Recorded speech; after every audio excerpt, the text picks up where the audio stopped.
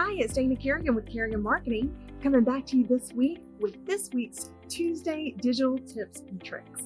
Now, this week, we're going to be talking to you about how to add service areas to your Google My Business page.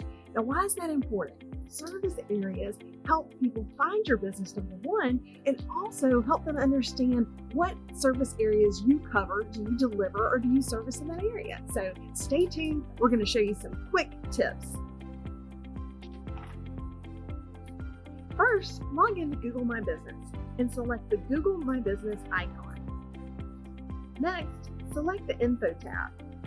Then, click the pencil icon next to the service areas. Next, add any service area that your business serves. That's it.